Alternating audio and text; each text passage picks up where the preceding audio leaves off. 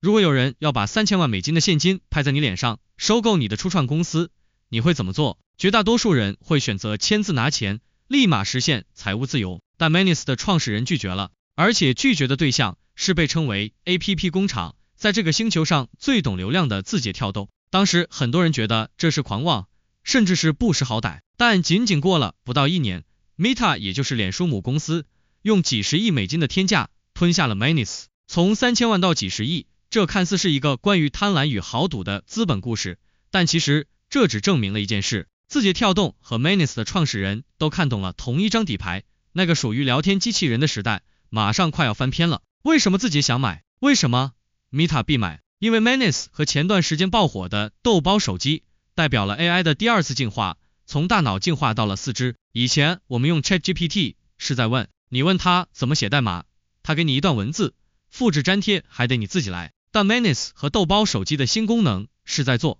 先看 Manis， 它是你的全能数字员工，在演示里你只需要给他一个模糊的目标，比如分析国内影楼市场现状及 AIGC 发展影响， Manis 会像一个真人一样自己移动鼠标，打开浏览器，搜索行业市场现状及未来前景、竞品商业模式及核心竞争力等等，最后以文件形式呈现。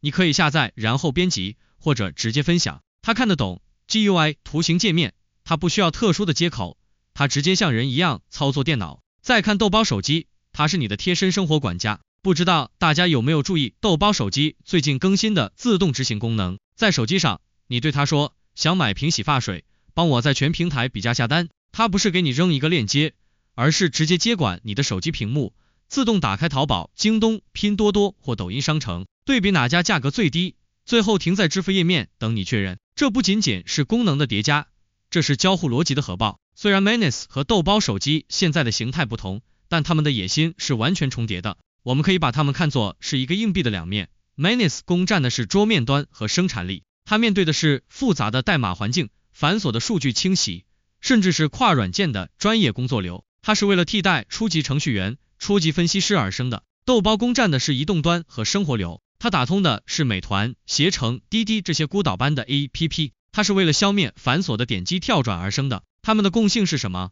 它们都是 LAM Large Action Model 大型行动模型，它们都在试图做一件事，架空 APP。当 Manis 和豆包足够强大，你还需要打开淘宝吗？你还需要打开携程吗？不，你只需要打开 AI 成了唯一的入口，其他的应用都将沦为给 AI 提供数据的底层数据库。这就是为什么字节当初愿意出3000万美金，因为张一鸣早就嗅到了，谁掌握了 Action 行动，谁就掌握了下一代互联网的发分发权。Manis 的创始人显然也知道这张船票值多少钱，所以他才敢拒绝字节，等待 Meta 的几十亿。Meta 花几十亿买 Manis， 绝不是为了做一个更好用的办公软件。大家别忘了， Meta 手里有全球最强的开放语言大模型 Llama 3，还有目前最火的智能眼镜 Ray-Ban、Meta、Gen 2和 Display。Llama 是大脑，眼镜是眼睛，现在缺什么？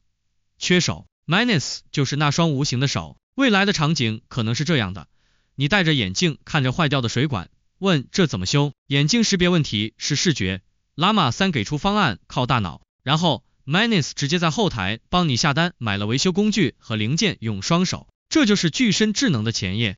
Manis 这种能够理解图形界面、能够执行复杂任务的能力，是通往这一终局的最后一块拼图。最后，这对我们普通人意味着什么？ Manis 和豆包手机的进化告诉我们，执行力正在急速贬值。以前你 Excel 玩得花，代码敲得快，甚至抢票抢得快，这都是技能。但在 AI 能够自动操控屏幕的今天，这些技能的价值将归零。未来的机会点属于两类人，第一类是懂得编排的人。既然 AI 能干活，那你就要做那个包工头。你需要知道如何把一个复杂的商业目标拆解成 Manis 能听懂的一连串指令，这叫工作流设计能力。第二类是拥有独家数据的人。